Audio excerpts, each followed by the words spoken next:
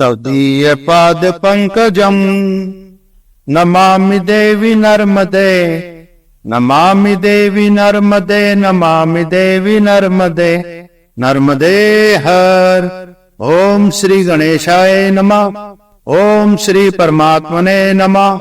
नर्मदा पुराण 16वां अध्याय ब्रह्मा शिव स्तुति का वर्णन। नर्मदे हर। नर्मदा पुराण का अगला अध्याय सुनने के लिए मेरे चैनल धर्म यात्री को सब्सक्राइब करें, बेल आइकन पर प्रेस करें। मैया की महिमा को अन्य लोगों तक पहुंचाएं, वीडियो को शेयर करें। नर्मदे हर। श्री मार्कंडेय ने कहा, मात्र गणों एवं भयंकर भूत गणों से चारों ओर घिरे हुए गजराज के चर्म को धारण करते हुए सारे जगत का संहार चाहने वाले वह शूलधारी शंकर नृत्य करने लगे। सब देवों के देव अनेक मंत्रों से गठित माला युक्त मैदा वसा और रक्त से भूषित गात्रों वाले महादेव त्रिलोकी दाह के समय नृत्य किए। प्रलय काल में सर्वश्रेष्ठ महाप्रभावशाली व्यापक परमेश्वर ने संवर्तक नाम रखकर काल रात्रि से युक्त हो संपूर्ण त्रिलोकी को जला दिया।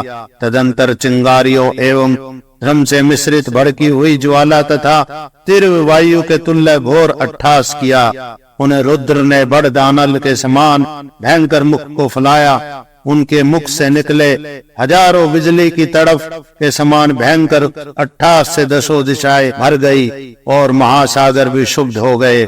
वह शब्द तीव्र होकर ब्रह्मलोक पर्यंत व्यापक हो गया। सारा ब्रह्मांड रूपी भांड चलायमान हो गया। यह क्या है? इस प्रकार व्याकुल चित्त वाले वे ऋषि भयभीत हो गए।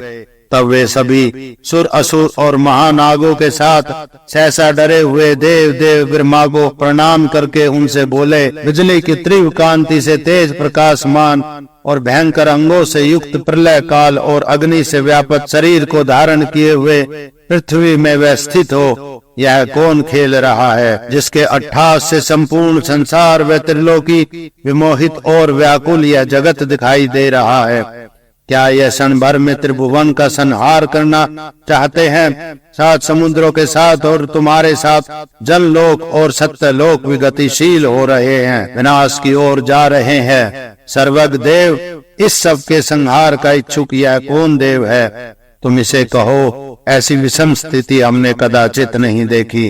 तुम इस यथार्थ रहस्य को जानते हो और आप हम सब के परम मान्य हो। ऋषियों के इस वाक्य को सुनकर ब्रह्मा भी देव असुर आदि को आश्वासन देकर सुंदर वचन बोले। ब्रह्मा जी ने कहा, यह काल स्वरूप अक्षय आत्मा रुद्र संपूर्ण लोकों का संहार करना चाहते हैं। 100 वर्षों के पूर्ण होने पर इस प्रकार वह शयन करते हैं। वह भगवान रुद्र ही होंगे, इसमें आश्चर्य नहीं है। यह महादेव समय की गति को भेद से स्वत्सर परिवत्सर उदस्तर और वत्सर रूप है। यह दृष्ट अदृष्ट रूपेण बहुत पूजित व हवन किया जाने वाला बहुत प्रकाशमान स्थूल सूक्ष्म तथा परमाणु रूप है। लोक में इससे परे और कुछ भी नहीं। यह प्रभु पर ब्रह्म आदि के नाम से प्राचीन तथा कारण कार्य रूप और उससे भी पर सर्व समर्थ आत्म रूप काल के समान रूप वाले वह ईश्वर हम पर प्रसन्न हो। ऐसा कहकर भगवान ब्रह्मा सनत कुमार आदि ऋषियों के साथ नियत चित हो उन्हें संतुष्ट किए।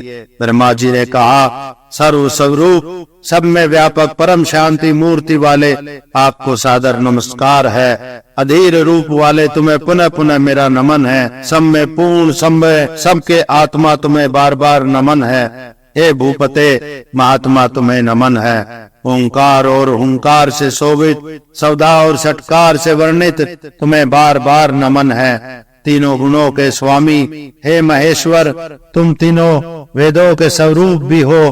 त्रिगुणात्मक तुम्हें नमन है। हे रुद्र, तुम ही शिव हो और तुम ही परम ईश्वर हो। तुम ही सब में प्रधान व प्रकृति के स्वरूप हो। तुम ही परम प्रधान स्वरूप सबसे आगे होने वाले, तुम ही प्रधान में प्रविष्ट हो। तुम ही साक्षात विष्णु रूप हो। रुद्र स्वरूप और परपिता में ब्रह्मा भी तुम हो। काली कराली आदि 7 जीवा वाले और अनंत रूपों से अनंत जीवा वाले तुम ही हो। सृष्टा सबके उत्पन्न करने वाले तुम ही हो। हे प्रभु, तुम ही विश्व के वर्णनीय और कथा के योग्य हो। हे भगवान, तुम ही विश्व के एकमात्र ज्ञेय तत्व हो, सबसे बड़ी निधि तुम हो। वेदों का यथार्थ रहस्य समझने वाले विद्वान ब्राह्मण तुम्हें परम श्रेष्ठ कहते हैं, को नमन करते हैं। तुम ही सबके स्मरणीय और परात्पर सूक्ष्म तत्व, सबसे पर परमात्मा हो और परम सूक्ष्म जिससे वाणी के साथ मन भी लौट पड़ता है, वह तत्व तुम ही हो। श्री महादेव ने कहा, विविध मंत्रों से तुम्हारे द्वारा मेरी स्तुति हुई है। मैं शांति का धारण कर रहा हूँ। अनेक मुखों से इस लोक का उलाद संसार कर रहे, जला रहे मुझे तुम देखो। ब्रह्मांड के स्वामी वह देवेश शंकर ब्रह्मा से ऐसा कहकर और आश्वासन देकर देवी के साथ वहां ही अंतर्ध्यान हो गए। महापापी पुरुष भी इस परम पवित्र श्रेष्ठ स्रोत को सुनकर सदगति पाते और प्रकाशमान विमानों से रुद्र लोक में जाते हैं। प्रिय युधिष्ठिर, जो श्रेष्ठ ब्राह्मण इस स्रोत को पढ़ते हैं उन्हें कभी भी भय नहीं होता। संग्राम और चोर अग्नि आदि के संकट में वह वन में तथा समुद्र में भी भगवान शंकर उनकी रक्षा करते हैं, इसमें संशय नहीं। हर हर महादेव, हर हर महादेव। इति श्री 16वां अध्याय। हर हर महादेव। नर्मदे हर। तवदीय पाद पंकजम नमामि देवी नर्मदे, नमामि देवी नर्मदे, नमामि देवी नर्मदे, नर्मदे हर। ओम श्री गणेशाय नमः। ओम श्री परमात्मने नमः। नर्मदा पुराण 17वां अध्याय। ब्रह्मा शिव स्तुति का वर्णन। श्री मार्कंडेय जी बोले, इस प्रकार ब्रह्मलोक में रहने वाले मुनियों एवं ब्रह्मा आदि के द्वारा अच्छी तरह स्तुति किए गए प्रभु ने संपूर्ण जगत का संहार किया। उन महाभयंकर स्वरूप दक्षिणाभिमुख अव्यय बड़ी बड़ी दाढ़ों से उत्कट शब्द वाले, पाताल के निचले प्रदेश की शोभा वाले, बिजली की ज्वाला व अग्नि के समान पीले नेत्र वाले, भयंकर रोमों में भी कंपन देने वाले, लपलपाती जिव्या, बड़ी दाढ़ी एवं महासर्प को सिर पर धारण किए, बड़े बड़े राक्षसों के सिरों की माला धारण किए, महाप्रलय के कारण महासमुद्र के जल रूपी हवि को पी रहे, बड़वानल के समान जिव्या से जगत को चाट रहे महादेव के मुख को ब्रह्मा ने देखा। लाखों करोड़ों योजन पर्यंत दशों दिशाओं में महाभयंकर मास मेदा और वसा के तिर उन रुद्र की हजारों दाढ़ें खूब बढ़ने लगी। ब्रह्मा ने उन दाढ़ों में सुर, असुर, गंधर्व, यक्ष, उरग तथा राक्षसों को लगे हुए देखा। उन सब के सिर दात रूपी यंत्रों के बीच से चूर्णित हो रहे थे। हे राजन, जिस प्रकार नाना तरंगों तथा फेन समूह से युक्त नदियां समुद्र में समा रही हो, उसी प्रकार इस जगत को उनके मुख में प्रवेश होते देखा। अनेक जीवों रूप अथवा समुद्र के समान यह फैला हुआ जगत में गो के समान नाद करते हुए तथा जलते हुए उन विशाल रुद्र के मुख में प्रविष्ट हो गया। तदंतर उन शंकर के मुख से चिंगारियों के साथ बहुत धूम से पूर्ण बड़ी भयंकर अनेक रूप वाली अग्नि के समान धधकती हुई ज्वालाएं सारी दिशाओं को प्रकाशित और प्रज्वलित कर रही थी। उस समय अद्भुत रूपधारी रुद्र की चंचल जिव्या और दाढ़ों वाला मुख सूर्य को सहस्त्र ज्वालाओं से पूर्ण हो गया। तब वह अकेले ही 12 सूर्य रूप हो गया। तत्पश्चात भगवान रुद्र के अंग के से निकले हुए 12 सूर्य दक्षिण दिशा का आश्रय लेकर पृथ्वी को जलाने लगे। पृथ्वी में जो कुछ भी वृक्ष, लता, तृण में निवास करने वाला जीवन था, वह पहले ही वर्षा के अभाव से शुष्क हो गया था। सारी पृथ्वी संपूर्ण रूप से व्याकुल हो गई। रुद्र से उत्पन्न उन सूर्यों से सहसा जलता हुआ संपूर्ण जगत नष्ट ग्रह ताराओं वाला होकर धूम से आच्छादित हो गया। संपूर्ण भूमंडल सहसा प्रकाशित होकर जलने लगा तथा संपूर्ण चराचर ज्वालाओं से व्याकुल हो गया। सप्तद्वीप, समुद्र, नदी, तालाब तथा समस्त जगत को यह अग्नि यज्ञ में आहुति के समान खाने लगी। रुद्र से उत्पन्न तीव्र तेज से जल रही बड़ी ज्वालाओं से पूर्ण सूर्य ने संपूर्ण जगत को जला दिया।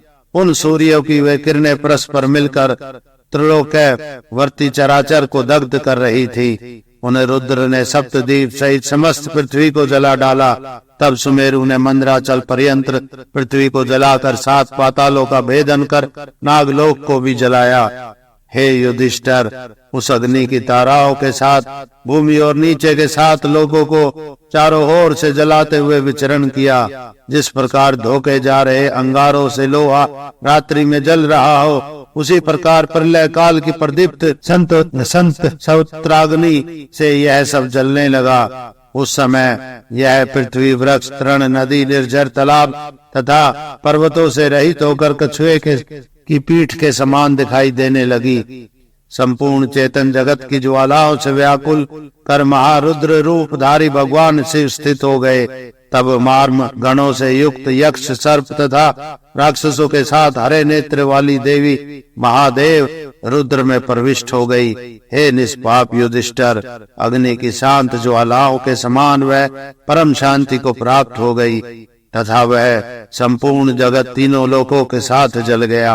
10,000 युग पर्यंत केवल जल पीकर ही मैंने शंकर की आराधना की, इसलिए मैं तथा अयोनिजा श्री नर्मदा ही जलने से बच गई। नर्मदे हर, शिव की आराधना से मैं अजर अमर हो गया। मैंने शिव की आराधना अगम शरण, अघोर, वामदेव, त्र्यंबकम, ऋषभ, त्रिशुप्रण, दुर्गा, सविता, व्रज, दानयक, व्रज, साम और उत्तर तथा सद गायत्री, शिवोपनिषद, प्रतिरथ सूक्त तथा मृत्युंजय आदि मंत्रों से की थी। अमृत तुल्य महाप्रभावशालिनी नर्मदा जी को छोड़कर नदी संपूर्ण सहित संपूर्ण पृथ्वी भस्म हो गई थी। महेंद्र, मलय, साहा, हेमकुट, माल्यवान, विघन और पारी यात्र के 7 कुल पर्वत है। ये सभी 12 सूर्यों से दग्ध टूटी फूटी शिलाओं वाले पृथक पृथक बिखरे हुए जल गए, पर नर्मदा जी नष्ट नहीं हुई। देव गंधर्वों से सेवित पर्वत राज हिमालय, हेमकूट, निषद, गंधमादन, माल्यवान पर्वत, श्रेष्ठ नील और उच्च शिखर वाला श्वेत श्रृंग आदि सभी प्रलय काल की अग्नि से भस्मीभूत हो गए, पर नर्मदा तब भी नष्ट नहीं हुई। हे राजन, इस प्रकार मैंने परम पुण्य महिमा वाली श्री नर्मदा को छोड़कर युगान समय में पहले सबका विनाश देखा। 17वां अध्याय इति श्री। नेक्स्ट वीडियो के लिए मेरे चैनल धर्म यात्री को सब्सक्राइब करें, बेल आइकन पर क्लिक करें, वीडियोस लाइक और शेयर करें, कमेंट्स करें।